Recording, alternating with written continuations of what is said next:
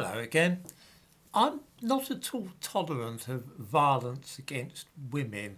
I grew up in a generation which was clear that men did not hit women and that there was something rather unmanly about mistreating women, particularly knocking them about.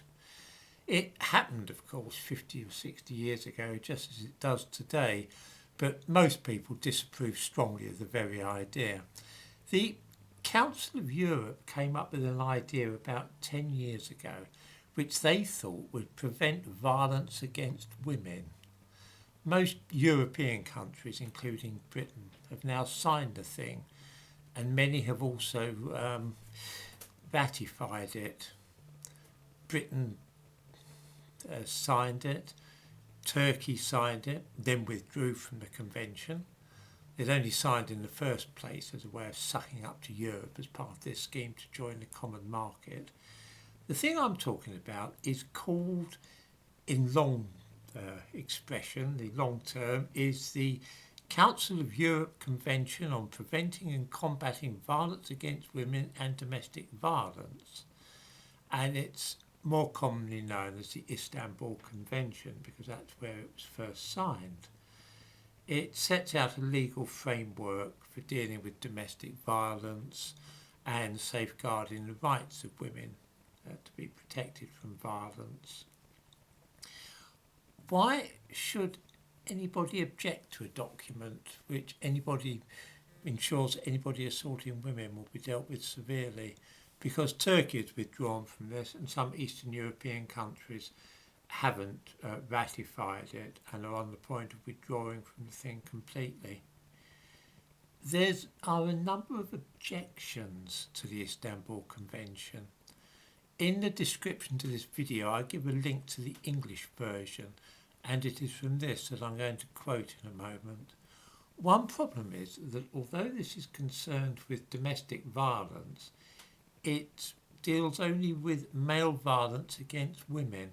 An awful lot of men get knocked around. They're also victims of violence in the home.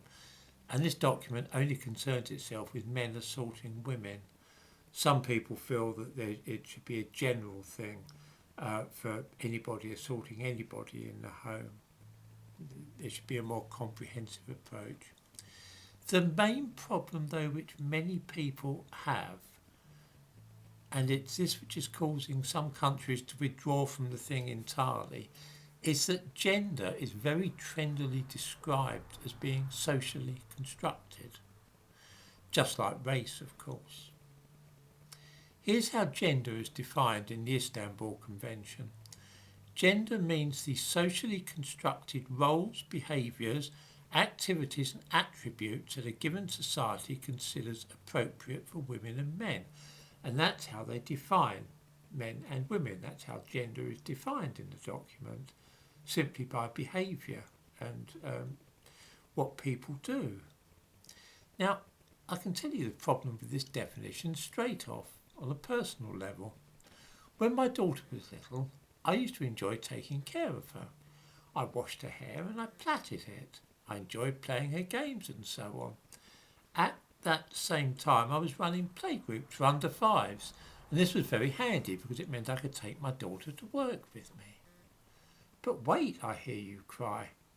Surely if gender is socially constructed, then by engaging in the roles, behaviours, activities and attributes that a given society considers appropriate from women, that must surely mean that my gender is actually female. Let's face it, plaiting a little girl's hair and running playgroups for 3-year-olds isn't something many in our society do, is it? This is a very big problem. I believe that those roles and behaviours which are described like that are indeed socially constructed, but I really don't think they're a good way of defining anybody's gender.